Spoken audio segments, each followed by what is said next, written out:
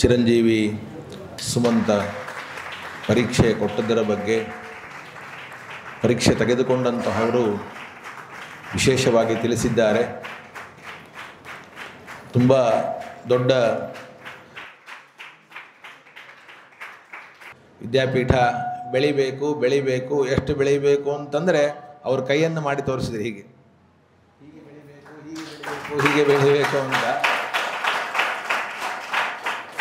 ಆ ಗುರುಗಳ ಒಂದು ಮಾತನ್ನು ಪೂರ್ಣವಾಗಿ ಪರಮ ಪೂಜ್ಯ ಸ್ವಾಮಿಗಳು ಮನಸ್ಸಿಗೆ ತಂದುಕೊಂಡು ಅವರ ತಪಸ್ಸಿನಿಂದ ಬೆಳೆಸಲಿಕ್ಕೆ ಪ್ರಾರಂಭವನ್ನು ಮಾಡಿದ್ದಾರೆ. ನ್ಯಾಯಾಮೃತ ಅನ್ನೋದು ಬಹಳ ಕಷ್ಟದ ಗ್ರಂಥ. ಕಾರಣ ಎಲ್ಲರಿಗೂ ಅದು ಗೊತ್ತಿರೋ ವಿಷಯನೇ. ವ್ಯಾಸರಾಜರ ಒಂದು ಶಬ್ದದ ಗತ್ತು ಪರಮತೀಯರ ಒಂದು ವಿಚಾರಧಾರೆಗೆ ಅದನ್ನು ಸ್ಪಂದಿಸ್ತಕ್ಕಂತಹ ಸನ್ನಿವೇಶದಲ್ಲಿ ಎಷ್ಟು ಆ ಒಂದು ಬಿಗಿ ಇರಬೇಕು ಎಂಬತಕ್ಕಂತಹ ಒಂದು ಕೋಟೆ, ಒಂದು ಮಧ್ವ ಸಿದ್ಧಾಂತಕ್ಕೆ ರಕ್ಷಣೆಯನ್ನು ನೀಡತಕ್ಕಂತಹ ಒಂದು ದೊಡ್ಡ ಕೋಟೆಯಂತೆ ಏನು ಮಾಡಿದ್ದಾರೆ ವ್ಯಾಸರಾಜರು. ಆ ಗ್ರಂಥದ ಒಂದೊಂದು ಶಬ್ದ ವಾಕ್ಯ ಎಲ್ಲವೂ ಕೂಡ ಬಹಳ ಗಂಭೀರ ಕ್ಲಿಷ್ಟ ಇದೆ. ಅಂಥ ಆ ಒಂದು ಗ್ರಂಥದ ಅಧ್ಯಯನ ಮತ್ತು ಅದರಲ್ಲಿರ್ತಕ್ಕ ಶಬ್ದಗಳ ಒಂದು ಸಾರ್ಥಕ್ಯ, ಅದರ ಒಂದು ವಿಚಾರಧಾರೆ, ಅದನ್ನೇ ವಿದ್ವಾಂಸರು ಎಷ್ಟು ಮಾಡಿದ್ರೂ ಕೂಡ ಇನ್ನೂ ಅದು ಮುಗಿಲಿಕ್ಕೆ ಸಾಧ್ಯ ಇಲ್ಲ, ಅಷ್ಟು ಕಠಿಣ ಇದೆ. ಆದರೆ ಆವತ್ತು ಹಾಕಿದ ಬೀಜ ಇಷ್ಟು ಬೇಗ ಹೆಮ್ಮರವಾಗಿ ಸಮೃದ್ಧವಾದ ಫಲ ಕೊಡುತ್ತದೆ ಅನ್ನೋ ನಿರೀಕ್ಷೆ ನಮಗೆ ಯಾರಿಗೂ ಇರಲಿಲ್ಲ. ಅನತಿ ಕಾಲದಲ್ಲಿ ನಾವು ಕೇಳ್ತಾ ಇದ್ದವು, ಹಿಂದೆ ಅಂಥ ವಿದ್ವಾಂಸರಿದ್ದು, ನ್ಯಾಯಾಮೃತ ಮುಖೋದ್ಗತವಾಗಿತ್ತು, ಸುಧಾ ಕಂಠಸ್ಥವಾಗಿತ್ತು ಅಂತ. ಆ ಕಾಲವನ್ನು ಅನತಿ ಕಾಲದಲ್ಲೇ ನಾವು ಕಾಣುತ್ತೇವೆ ಅನ್ನೋ ಕನಸು ಆವತ್ತು ಬೀಜ ಹಾಕಿದಾಗ ನಮಗೂ ಇರಲಿಲ್ಲ, ಸ್ವಾಮಿಗಳಿಗೆ ಇತ್ತೇನೋ ನಮ್ಗೆ ಗೊತ್ತಿಲ್ಲ. ಅಷ್ಟು ಶೀಘ್ರವಾಗಿ ಈ ಪರೀಕ್ಷೆ ಫಲಿತಾಂಶ ಕೊಡೋದಕ್ಕೆ ಕಾರಣ ಒಂದು ಸ್ವಾಮಿಗಳ ಔದಾರ್ಯ, ಎರಡನೇದು ಅವರ ಸಂಕಲ್ಪದ ದಾರ್ಢ್ಯ, ಮೂರನೇದು ಸ್ವಾಮಿಗಳ ಮೇಲೆ ಇರುವ ಶ್ರದ್ಧೆಯಿಂದ ವಿದ್ಯಾರ್ಥಿಗಳು ಅಷ್ಟು ಶ್ರಮಪಟ್ಟು ಓದೋದು. ಈ ಒಂದು ಸಂಭ್ರಮದ ಒಂದು ವಾತಾವರಣ ಏನು ಇವತ್ತು ನಾವು ನೋಡ್ತಾ ಇದ್ದೇವೆ, ಇದಕ್ಕೆಲ್ಲ ಮೂಲ ತಪಸ್ಸು, ಮೂಲ ಪುಣ್ಯ, ಮೂಲವಾಗಿರತಕ್ಕಂತಹ ಸರ್ವಸ್ವ ಆ ಒಂದು ನಮ್ಮ ವೈಷ್ಣವ ಸಮಾಜಕ್ಕೆ ಮಾಡಿರತಕ್ಕ ಅನುಗ್ರಹ ಪರಮ ಪೂಜ್ಯ ಸ್ವಾಮಿಗಳವರ ಆ ಒಂದು ಅನುಗ್ರಹ.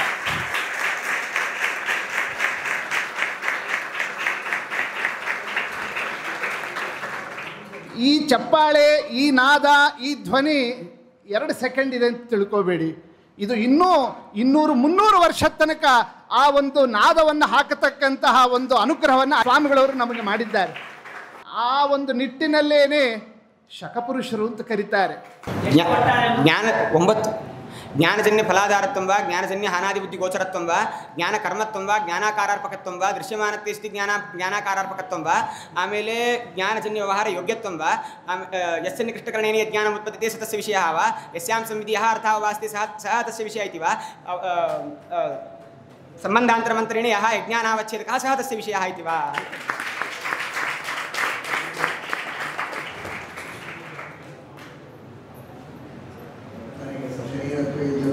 ಶರೀರತ್ವವನ್ನು ಯಾವುದು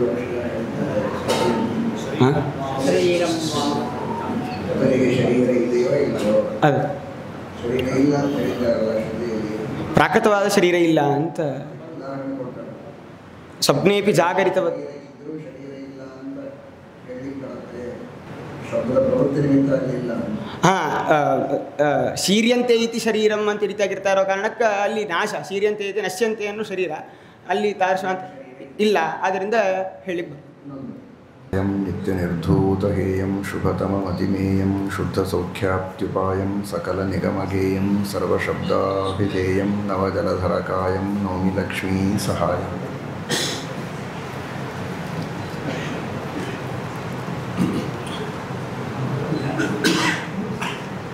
ಮಹಾನುಭಾವರ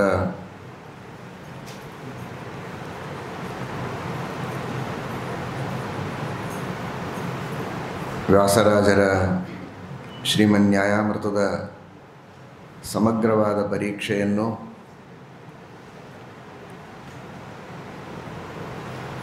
ಸುಮಂತ ಬಹಳ ಚೆನ್ನಾಗಿ ಎಲ್ಲ ವಿದ್ವಾಂಸರು ಅತ್ಯಂತ ಸಂತೋಷದಿಂದ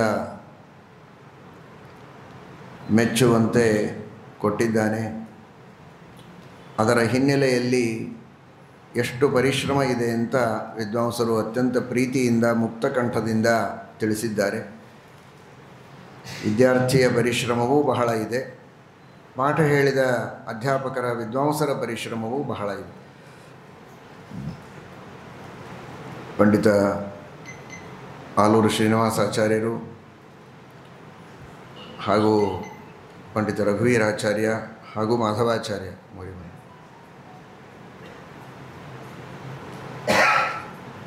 ಈ ಸುಮಂತನಿಗೆ ಅವರ ವರ್ಗಕ್ಕೆ ಈ 3 ಅಧ್ಯಾಪಕರು ಎಲ್ಲರೂ ಸೇರಿ ಸಂಪೂರ್ಣವಾದ ನ್ಯಾಯಾಮೃತವನ್ನು ವ್ಯಾಕರಣ, ಮೀಮಾಂಸಾ, ಅದ್ವೈತ ಈ ಎಲ್ಲ ವಿಷಯಗಳನ್ನೊಳಗೊಂಡಂತೆ ನಮ್ಮ ವೇದಾಂತದ ವಿಷಯವಂತೂ ಪ್ರಧಾನವಾಗಿ ಅತಿ ಸೂಕ್ಷ್ಮವಾದ ವಿಷಯಗಳನ್ನು ವಿವರಣೆ ಮಾಡುವುದಕ್ಕೆ ಹೇಗೆ ಬೇಕೋ ಹಾಗೆ ತಿಳಿಸಿ ಅವನಿಗೆ ಪಾಠವನ್ನು ಹೇಳಿ ಸಿದ್ಧಪಡಿಸಿದ್ದು ನಿಜವಾಗಿಯೂ ಬಹಳ ದೊಡ್ಡ ಸಾಧನೆ.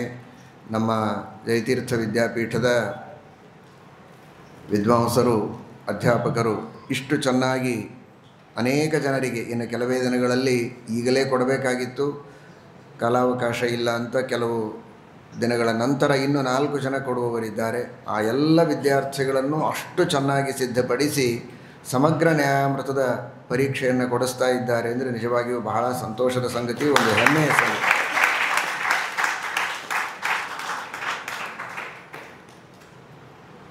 ಈಗಾಗಲೇ ಜಯತೀರ್ಥ ವಿದ್ಯಾಪೀಠದಿಂದ ನಮ್ಮ ಪಂಡಿತ ಸತ್ಯಬೋಧಾಚಾರ್ಯ ವ್ಯಾಸತ್ರಯದ ಪರೀಕ್ಷೆಯನ್ನು ಕೊಟ್ಟಿದ್ದಾನೆ.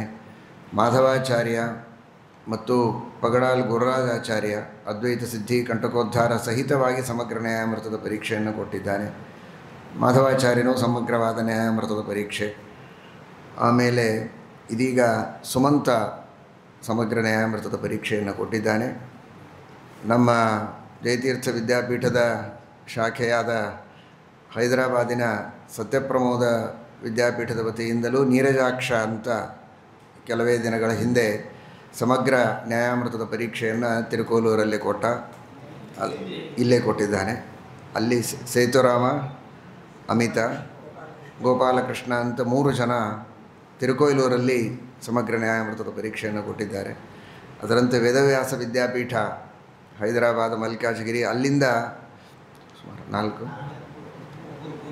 3 ಜನ, ಉದ್ಗೀತ, ರಂಗನಾಥ, ಆನಂದತೀರ್ಥ 3 ಜನ ಸಮಗ್ರ ನ್ಯಾಯಾಮೃತದ ಪರೀಕ್ಷೆಯನ್ನು ಇಲ್ಲಿಯೇ ಕೆಲವು ವರ್ಷಗಳ ಹಿಂದೆ ಕೊಟ್ಟದ್ದನ್ನು ಈ ಪರೀಕ್ಷಾ ಯೋಜನೆಗಳಲ್ಲಿ ಸುಮಾರಾಗಿ 4, 3 ಏನೇನು 4, 4, 8, 3, 11 ಜನ ಇಲ್ಲಿವರೆಗೆ ಕಾಶಿ ಕೃಷ್ಣಾಚಾರ್ಯರ ಸುಪುತ್ರ ಯದುಪತಿ 14ನೇ ವಯಸ್ಸಿಗೆ ಸಮಗ್ರ ನ್ಯಾಯಾಮೃತದ ಪರೀಕ್ಷೆಯನ್ನು ಕೊಟ್ಟಿದ್ದಾರೆ.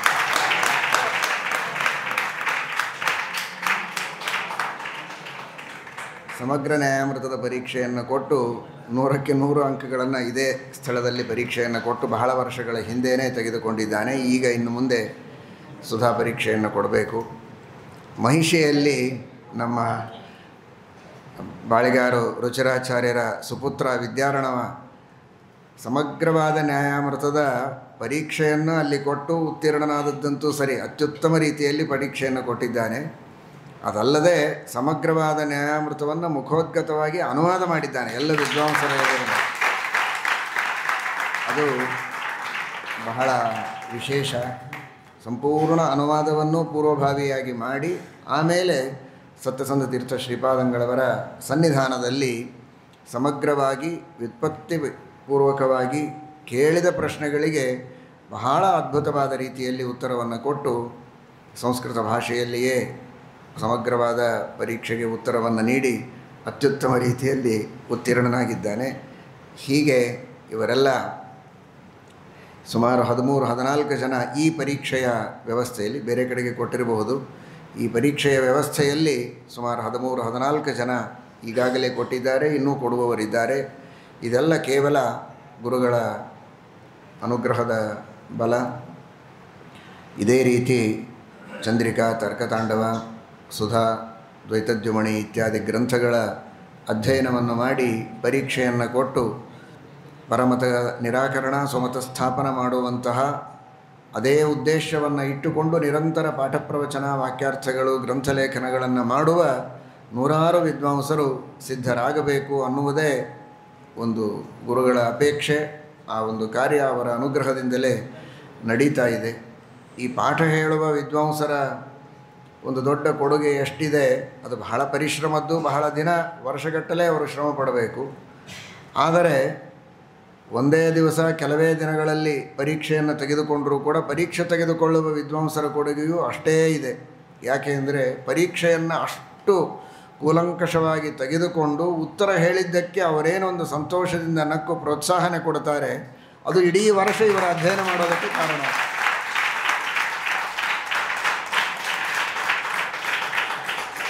ಅವರೇನೋ ಒಂದು ದಿವಸ ಬಂದು ಪರೀಕ್ಷೆ ತೊಗೊಂಡು ಹೋದರು, ಅಥವಾ ಒಂದು 5 ನಿಮಿಷ ನಿಂತು ಇದ್ರ ಬಗ್ಗೆ 2 ಮಾತು ಹೇಳಿದರು, ಅಷ್ಟೇ, ಏನು ಭಾಳ ಮಹತ್ವದ್ದಿಲ್ಲ ಅಂತ ತಿಳ್ಕೊಬೇಡ್ರಿ. ಅಷ್ಟು ಉತ್ತಮ ವಿದ್ವಾಂಸರು, ಹಿರಿಯರು, ನಿರಂತರ ಪಾಠ ಪ್ರವಚನದಲ್ಲಿ ತೊಡಗಿದವರು 2 ಮಾತುಗಳನ್ನು ಹೇಳಿದರೂ ಕೂಡ ಇಡೀ ವರ್ಷ ಅಧ್ಯಯನ ಮಾಡಲಿಕ್ಕೆ ಅದು ಪ್ರೋತ್ಸಾಹ ಕೊಡುತ್ತದೆ. ಅಷ್ಟು ಶುದ್ಧ ಮನಸ್ಸಿನಿಂದ, ಪ್ರೀತಿಯಿಂದ ಎಲ್ಲ ವಿದ್ವಾಂಸರು ಪರೀಕ್ಷೆಯನ್ನು ತೆಗೆದುಕೊಂಡು ಅಷ್ಟೇ ಪ್ರೋತ್ಸಾಹನವನ್ನು ಕೊಟ್ಟು ವಿದ್ಯಾರ್ಥಿಗಳಿಗೆ ಈ ಒಂದು ಉನ್ನತಿಯನ್ನು ಪಡೆಯುವುದಕ್ಕೆ ಕಾರಣರಾಗಿ ನಿಂತಿದ್ದಾರೆ. ಆ ಎಲ್ಲ ಹಿರಿಯ ವಿದ್ವಾಂಸರಿಗೂ ಕೂಡ ಬಹಳ ವಿಶೇಷವಾಗಿ ಈ ಸಂದರ್ಭದಲ್ಲಿ ನಾವು ಅಭಿನಂದನೆಗಳನ್ನು ತಿಳಿಸ್ತೇವೆ. ಹರಿವಾಯು ಗುರುಗಳ ಅನುಗ್ರಹದಿಂದ ವಿಶೇಷವಾಗಿ ಅವರು ಸದಾ ಪಾಠ ಪ್ರವಚನದಲ್ಲಿ ಆಸಕ್ತರೇ ಇದ್ದಾರೆ. ಎಲ್ಲ ವಿದ್ವಾಂಸರು ಇನ್ನೂ ಹೆಚ್ಚಿನ ಪಾಠ ಪ್ರವಚನಗಳಲ್ಲಿ ಆಸಕ್ತರಾಗಿ ವಿಶೇಷವಾಗಿ ಶ್ರೀಮದಾಚಾರ್ಯರ ಸೇವೆಯನ್ನು ಮಾಡುವ ಸೌಭಾಗ್ಯವನ್ನು ದೇವರು ಅವರಿಗೆ ಕರುಣಿಸಲಿ ಎಂಬುದಾಗಿ ಪ್ರಾರ್ಥನೆ ಮಾಡ್ತೇವೆ. ಅವನ ಬಗ್ಗೆ ನಾವು ಹೆಚ್ಚು ಹೇಳೋ ಕಾರಣ ಇಲ್ಲ, ವಿದ್ವಾಂಸರೇ ಹೇಳಿದ್ದಾರೆ. ಕೇಳಿದ ಪ್ರಶ್ನೆಗೆ ಥಟ್ಟನೆ ಉತ್ತರವನ್ನು ಕೊಟ್ಟಿದ್ದಾನೆ, ಆಲೋಚನೆ ಮಾಡದೆ ಉತ್ತರ ಕೊಟ್ಟ, ಪ್ರಶ್ನೆ ಕೇಳುವಾಗಲೇ ಉತ್ತರವನ್ನು ಕೊಟ್ಟಿದ್ದಾನೆ ಅಂತ ಬಹಳ ಚೆನ್ನಾಗಿ ವಿಶ್ಲೇಷಣೆ ಮಾಡಿ ಹೇಳಿದ್ದಾರೆ. 10 ನಿಮಿಷದಲ್ಲಿ ಹೇಳೋದನ್ನು 5 ನಿಮಿಷದಲ್ಲಿ ಹೇಳ್ತಾನೆ ಅಂತ. ವೇಗ ಬಹಳ ಇತ್ತು ಅಂತ ಅದರ ತಾತ್ಪರ್ಯ. ಸಂಗ್ರಹವನ್ನು ಮಾಡುವಂತಹ ಶೈಲಿಯೂ ಇತ್ತು ಅಂತ ಅಭಿಪ್ರಾಯವನ್ನು ಇಟ್ಕೋಬಹುದು. ಆ ರೀತಿ ಚೆನ್ನಾಗಿ ನಿರೂಪಣೆ ಮಾಡಿದ್ದಾನೆ. ಅಷ್ಟು ನಿಜವಾಗಿಯೂ ಅಧ್ಯಯನದಲ್ಲಿ ಹರಿವಾಯು ಗುರುಗಳ ಅನುಗ್ರಹ, ಸ್ವರೂಪಯೋಗ್ಯತೆ, ಅವರ ತಂದೆ ತಾಯಿ ಎಲ್ಲರ, ಅವರ ತಾತ ಎಲ್ಲರ ಪುಣ್ಯ, ಸೋದರ ಮಾವಂದರ ಪುಣ್ಯ. ವಿಶೇಷವಾಗಿ ಅವನು ಮೊದಲಿನಿಂದಲೂ ಅಧ್ಯಯನದಲ್ಲಿ ಆಸಕ್ತನಾಗಿದ್ದಾನೆ. ಚಿಕ್ಕ ವಯಸ್ಸಿನಿಂದಲೂ ಇದೇ ತರಹದ ಪ್ರವೃತ್ತಿ ಇದೆ. ಅದು ಕೇವಲ ಗುರುಗಳ ಅನುಗ್ರಹದಿಂದ ಈಗ ಹೆಚ್ಚು ಅಭಿವ್ಯಕ್ತವಾಗಿದೆ. ಇದೇ ರೀತಿ ಉತ್ತರೋತ್ತರ ಅಭಿವೃದ್ಧಿಯಾಗಲಿ. ದೇವರ ಅನುಗ್ರಹದಿಂದ ಎಲ್ಲ ಗ್ರಂಥಗಳ ಉಪಸ್ಥಿತಿ, ಪಾಠ ಪ್ರವಚನ ಮಾಡುವ ಸೌಭಾಗ್ಯವನ್ನು ದೇವರು ಕರುಣಿಸಲಿ ಅಂತ